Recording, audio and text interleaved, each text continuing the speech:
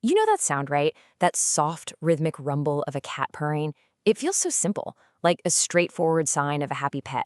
But what if I told you that familiar sound is actually hiding a complex story of survival, self-healing, and even some masterful manipulation? Let's decode what our cats are really telling us. So right off the bat, we gotta get this straight. The idea that a purr just means a cat is content, well, that's just scratching the surface. In fact, that simple assumption is exactly why the purr has been one of the most mysterious sounds in the entire animal kingdom for so long. And this is the central mystery right here. A cat will purr when it's totally relaxed and safe on your lap, for sure. But here's the thing veterinarians have known for ages. Cats also purr when they're in extreme pain, when they're terrified at the vet's office, or even when they're close to death. So how? How can the exact same sound mean two completely opposite things? Okay, to figure this out, we have to look at it from a totally different angle. The purr isn't just an emotional signal, like a smile or a frown. It's a sophisticated, multi-purpose biological tool that's absolutely critical to a cat's survival. When you look at this list, you have to ask yourself, why? Why would an animal that's badly hurt, an animal that needs to save every single ounce of energy it has, why would it waste that energy making this sound? Well, the answer is simple. It's not a waste at all. It's an investment in its own recovery. And that idea leads us to the first huge breakthrough in understanding the purr, what scientists call the healing hypothesis. It's this incredible theory that a cat's purr is literally a form of self-repair. It's like a built-in healing machine. So, get this, the whole point of the purr might not even be the sound. The point is the vibration. It's a super low-energy way for a cat to stimulate its own body to heal, which is just brilliant for an animal that's famous for sleeping all day to conserve energy. And this isn't just some cool theory, okay? There's hard science to back it up. The frequency of a domestic cat's purr falls somewhere between 25 and 150 hertz. Now, that number might not mean much to you, but here's what's so incredible. That exact frequency range is used in human medicine for therapy. It's a perfect match. I mean, just look at this breakdown. It's wild. The lowest frequencies, down around 25 to 50 hertz, are scientifically proven to help bones get denser and heal fractures. This could be why vets see way fewer bone and joint problems in cats compared to dogs. Then, as you go up the range, those frequencies help repair things like muscles and tendons and can even act as a natural painkiller. It's an all-in-one survival kit built right into their throat. So the takeaway here is that a purring cat is basically running a maintenance program on itself. It's this super efficient way to keep its bones and muscles strong and healthy, even while it's just, taking a nap. But wait, self-healing is just one piece of the puzzle. That very same vibration is also the foundation of a cat's entire social life. And it all starts the second a kitten is born. This is just a brilliant evolutionary hack. Kittens, they're born blind and they're born deaf. So how in the world do they find their mom to get their first meal? They feel her purr.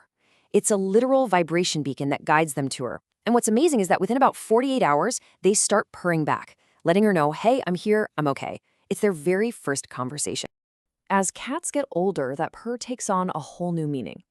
In a group of cats, a purr can basically be a white flag.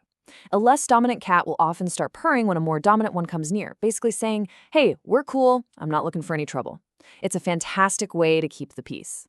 Okay, but of all of the ways cats use their purr, this next one is hands down the most ingenious and maybe a little sneaky. This is how they've adapted it to communicate specifically with us. And when I say communicate, what I really mean is manipulate. This is where we get into how cats quite literally hacks the human brain. Yeah, there's actually a name for it, the solicitation purr. It's this special, urgent version of their normal purr, and they use it when they want something from you, like right now. So what is it that makes it so powerful? This is the secret ingredient. Hidden inside that normal, pleasant, low rumble is a high-frequency cry. And what's so special about that sound? Its frequency is almost identical to that of a human baby's cry.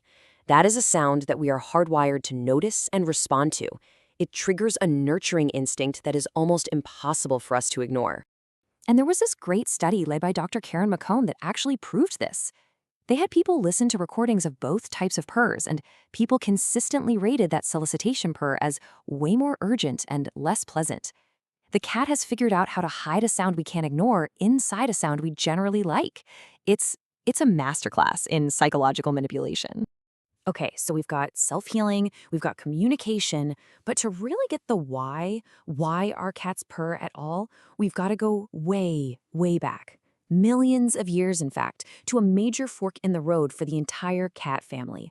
And here's the trade-off. It all comes down to this one tiny bone in the throat called the hyoid bone. In smaller cats, like our house cats and cheetahs, that bone is totally rigid, and that solid structure is perfect for creating the continuous vibration of a purr. But in the big cats, lions, tigers, the hyoid is flexible. It allows them to produce that massive, powerful roar, but it makes it physically impossible for them to purr. You can either purr or you can roar. You can't do both. And you know, our deep, long history with cats has shaped this very trait, right down to their DNA. The sounds they make have been beautifully described as genetic love letters, refined over thousands of years of living with us. And we're even seeing this in their genes now.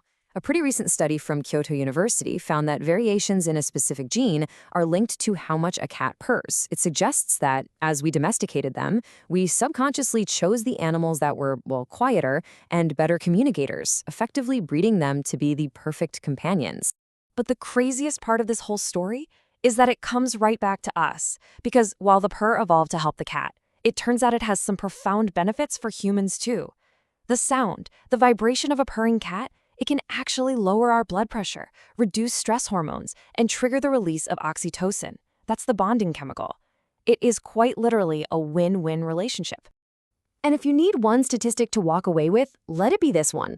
The combined effect of all these benefits is just staggering. Studies have shown that cat owners can have up to a 40% lower risk of having a heart attack. That comforting little rumble, it isn't just good for your mood, it is measurably good for your heart. So the next time your cat curls up on your lap and starts to purr, listen.